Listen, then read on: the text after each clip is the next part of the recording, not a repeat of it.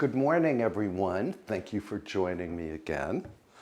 I have a couple of friends who are coming for drinks and nibbles later today, so I thought it would be fun to make some seasonal appetizers to accompany a seasonal cocktail. And the first thing we are going to make is a butternut squash hummus. Now, I have never made this before. I will link the recipe I'm following in the description box below. I need to peel one butternut squash. This is not a particularly large squash. I would say it's medium size. And I've just cut off the stem end, and then I'm going to cut off a small piece from the blossom end. And I have found that the easiest way to peel a butternut squash is with a Y peeler. And I'm going to start by peeling the cylindrical section first. So there's a cylindrical section and then sort of a bulbous section on a butternut squash. And the Y peeler makes this a very easy job. And all of these peels can go into my compost. And my oven is preheated to 375, although I think the recipe says 400 degrees Fahrenheit. But I'm using convection oven today, so I have the lower oven setting. So now I'm going to cut this squash right between the bulb and the cylinder and use a cookie scoop to remove the seeds.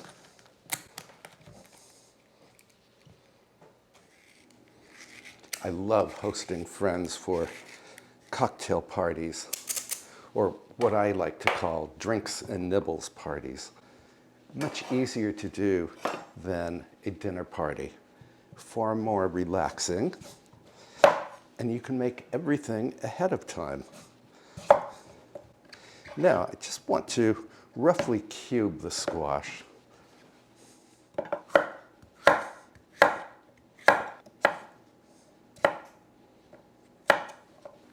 I need some parchment.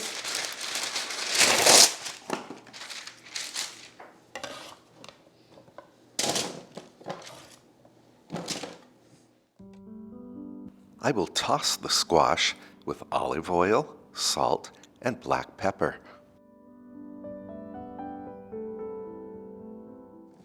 So we want all of the squash to be coated with the oil and the salt and the pepper. And then this goes into the oven until the squash has caramelized and it is definitely tender. That can take anywhere from 30 to 45 minutes. While the squash is cooking, I'm going to get cleaned up here, and I want to tell you what the other appetizers are today. We're doing turkey and Swiss and sage puff pastry pinwheels, and we're doing some kielbasa and pineapple bites. I think we've made those bites before. They are so easy to do and ridiculously delicious. And then the signature cocktail today is spiced apple cider. So I'm going to get cleaned up here, and then we will come back when the squash is cooked and cooled. And here is the squash, beautifully roasted and caramelized. It actually smells sweet. I'm going to set this aside for a moment while I go over the ingredients for the butternut squash hummus. So besides the squash, I need chickpeas. These are from a 15.5 ounce can, and I did reserve the aquafaba from the can, even though the recipe doesn't tell us to do that. I have tahini. I have a garlic puck from the garlic that you and I grew together. I have cayenne pepper, ground coriander, ground cumin, a little salt, lemon juice, and olive oil. Now the recipe says 1 cup of the roasted squash. So I'm going to put in what I believe is 1 cup. And that looks about right to me. And the remaining squash I will eat for a snack. Then we can add the chickpeas, the garlic, tahini. I'm going to start with a 1/4 cup, and then if we need more, we can add it. Tahini is simply ground sesame seeds. It's always used in hummus. Lemon juice, I'm using the really high quality bottled version because the lemons at my supermarket this morning were very large. They had very thick, tough skins. I didn't want to buy them. Cumin, a 1/2 teaspoon. Coriander, also a 1/2 teaspoon. Cayenne, up to a 1/2 teaspoon. Coarse salt. And olive oil, which I will add while processing.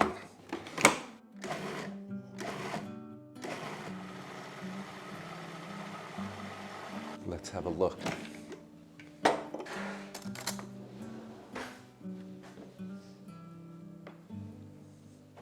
Looks beautiful.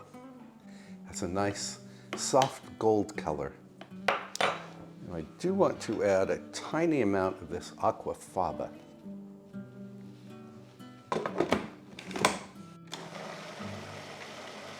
Taste. Ooh, wow. This is very, very nice. In fact, it's more delicious than I anticipated it would be. Can definitely taste the sweet butternut squash and the chickpeas and the tahini and the spices. This is perfect just as it is. I'm going to transfer this to another container that I can pop into the refrigerator until it's close to serving time. Later, I will top this hummus with parsley and crumbled feta cheese, and if I still have them in my freezer, some pomegranate arils, just for looks. I'm just going to put a plate over this bowl instead of cling film, and this can go into the refrigerator. Let me get cleaned up here, and then we will move on to the next recipe. On to the turkey and cheese and sage puff pastry pinwheels. So I have a sheet of store-bought puff pastry here. I'm going to turn this way, and then I'm just going to smooth out the creases. And then I need to top the pastry with some Dijon mustard. And then using an offset spatula, I'm spreading the mustard all over the pastry. And I need a little more mustard here. And my oven is, or it has preheated to 400 degrees Fahrenheit, which is 200 degrees Celsius. And I think we are mustard well enough here. So now I have some very thin slices of turkey. It's turkey breast. And I'm going to cover the mustard with the turkey.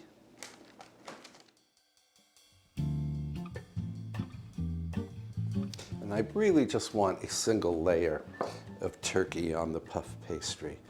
Then I have some Swiss cheese that I grated earlier. Sprinkle this over the top. And then roll it up.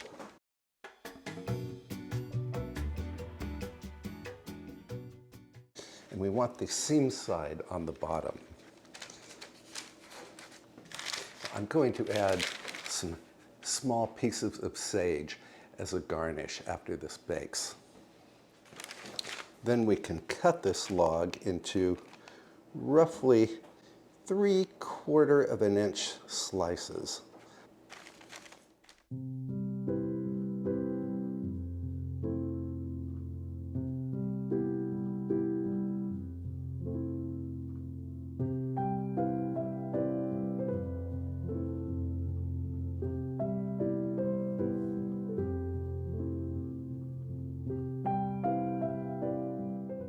To encourage these pastries to brown in the oven, I'm brushing them with a beaten egg.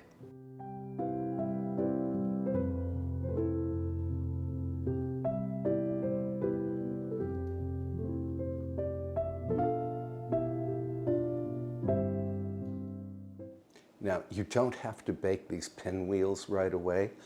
You could cover them with cling film, pop them into the refrigerator, and bake them about 20 minutes before you wish to serve them. I'm going to go ahead and bake mine off right now.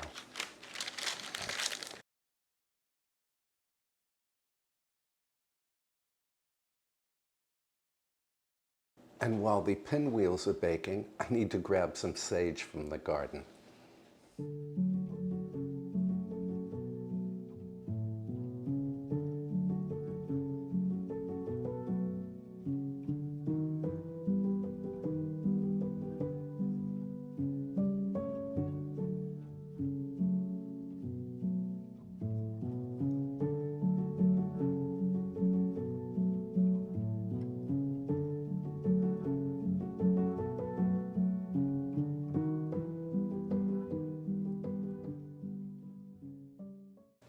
And besides the sage, I also grabbed some flat leaf parsley from the garden, which we can use as one of the toppings for our butternut squash hummus.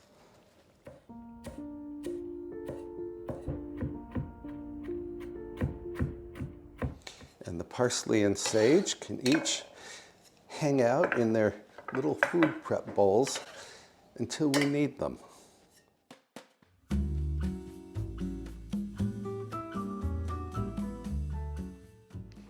Oh, these puff pastry pinwheels look gorgeous, and they smell like ham and cheese sandwiches. Garnish the tops with some sage.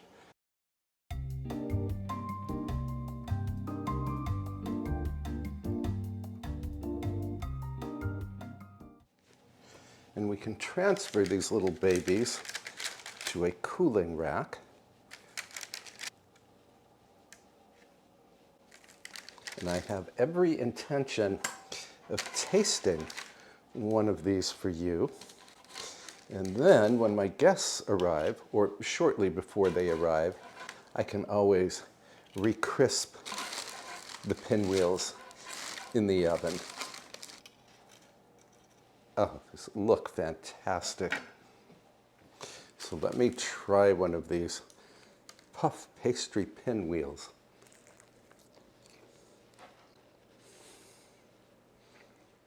Super crispy, and I love the Dijon mustard, and of course the turkey, and the Swiss cheese, and just that bit of chopped sage on top. It's a perfect fall-time cocktail appetizer.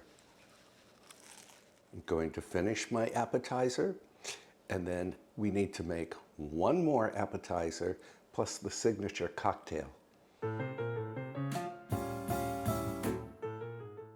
Before we make the third appetizer, I want to make the signature cocktail because it does need to simmer for a while on the stove top. So this is just spiced apple cider, and there are a million ways to make it. This is how I'm making it today. So I have a gallon of apple cider here. I'm going to use half of this.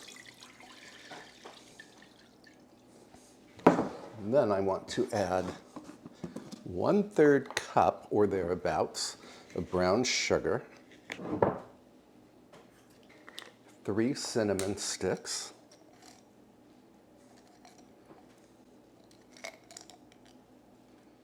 roughly a teaspoon of whole cloves.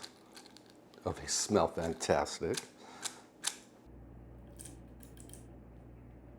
And another teaspoon of whole allspice.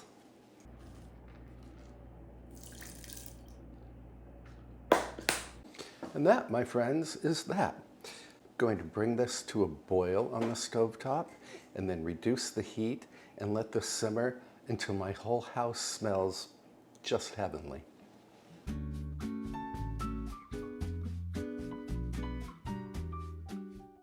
And that will take probably 45 minutes. I forgot to tell you that what makes this apple cider a cocktail is the addition of rum, but we can add that at serving time.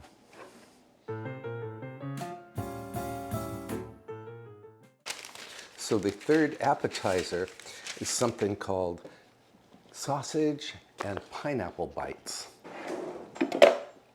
which means we need sausage. I'm using turkey sausage. Now, I want to cut this sausage into, 1-inch slices.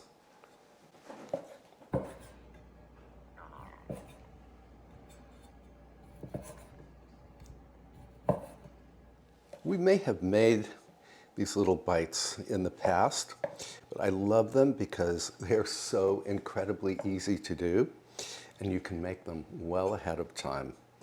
Piece for me. So now I need pineapple chunks that are packed in 100% juice. So there's no sugar added. And I just had a thought. I can save the juice from the pineapple and add it to the cider, to the spiced cider. And I'm going to do that right now.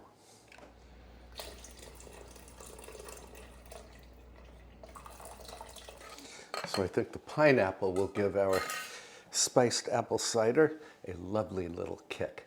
I'm going to pour these chunks into a bowl just to make assembly easier. So this is very scientific. You take a slice of the kielbasa, you put a chunk of pineapple on top, and then you push a skewer through the two, and that's it. And this goes onto a baking tray.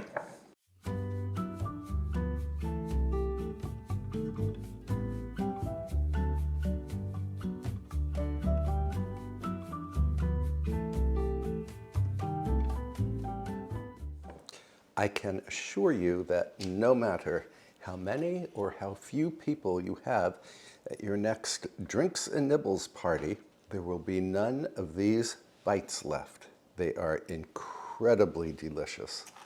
And I'm going to brush them with a little Thai chili sauce, and then shortly before serving time, I will just warm them briefly in the oven.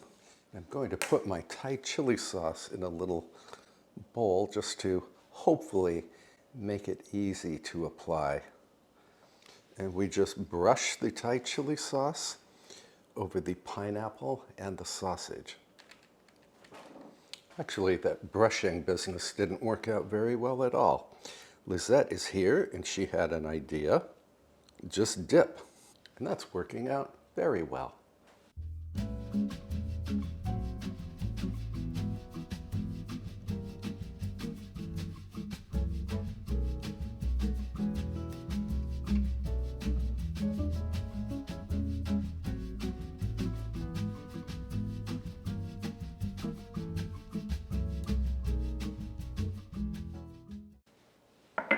And these can go into the refrigerator until shortly before serving time. That apple cider is simmering behind me, and already my whole house smells like autumn. This is one of the best perfumes in the world. It's like drinkable potpourri. Now, I'm going to get my kitchen cleaned up, I'm going to get myself cleaned up, and then we will plate up everything and we will strain and decant the apple cider, and then I will meet you in the parlor. All right, I am showered, shaved, shampooed, and blow-dried. And now I want to put together a charcuterie board because I like to have charcuterie at every cocktail gathering. And I'm going to include an apple from the local orchard on my board.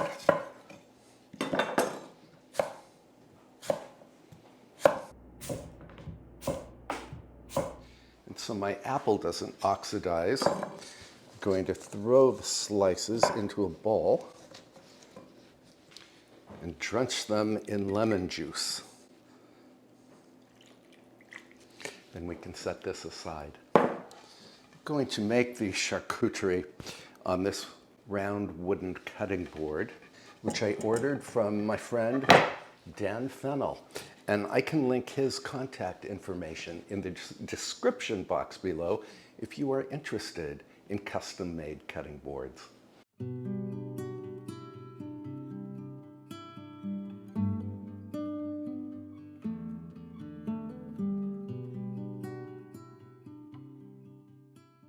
I have learned that nobody wants to be the first person to slice into a wheel of brie, so I get it started for them.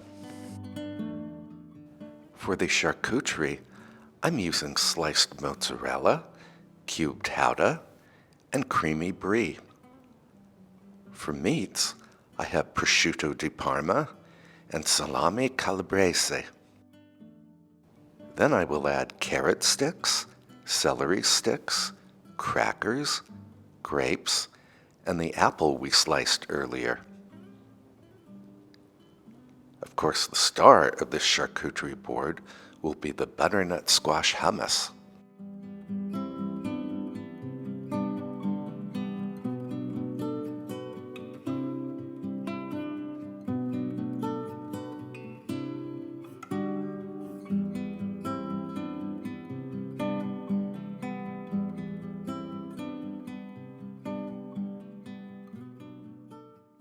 Here is the glorious hummus, the butternut squash hummus that we made earlier today.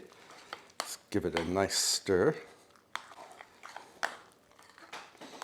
Now, I already tasted this, as you know, and it is screamingly delicious.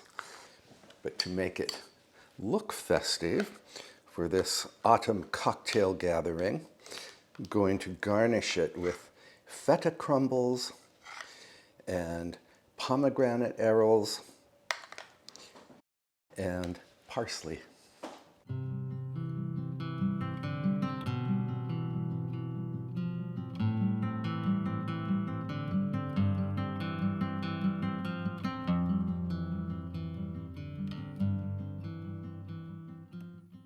I don't know about you, but I think this hummus looks gorgeous. And now that our charcuterie is complete, I need to pop the sausage and pineapple bites into the oven and then plate them. I also need to plate the pinwheels.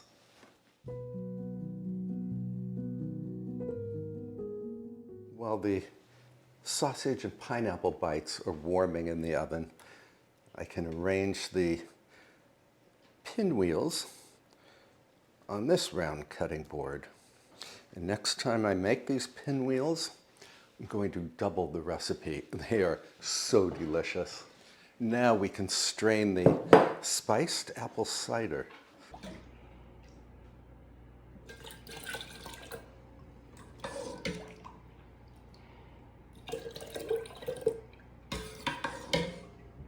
Oh, I wish you could smell this cider. Again, it's like edible potpourri.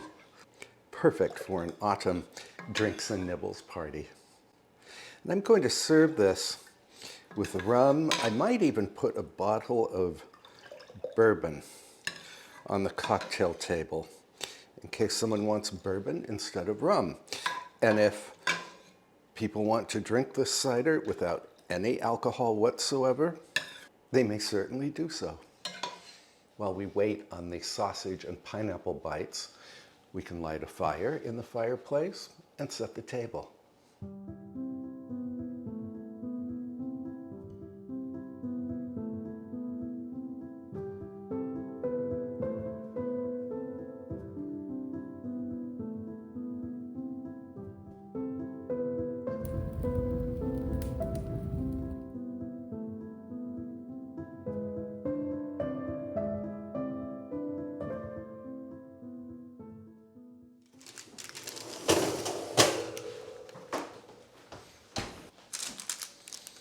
I'm going to use a brush to pick up some of the Thai chili sauce that landed on the parchment and just brush it back onto the pineapples.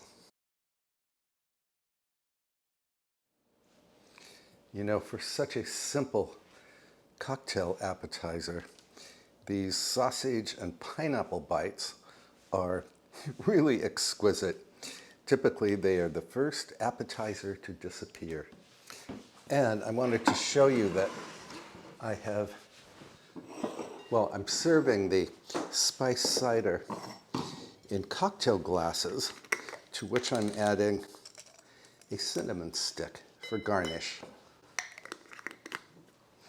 And then I have spiced rum here, and I have some Kentucky bourbon here, and we will bring everything into the parlor.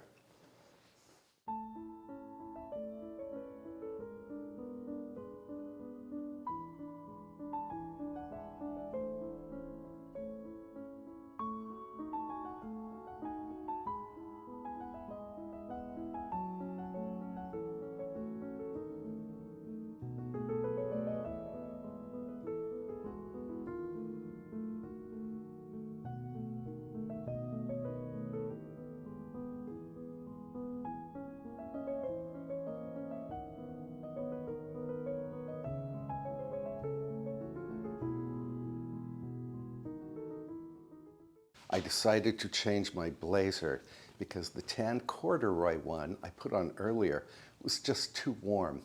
It's cold outside, but I'll tell you, this 19th century fireplace is super efficient. Tons of heat in this room. So my friends Wes and James are on their way. I'm going to go ahead and sample some of this cider without any addition of rum or bourbon.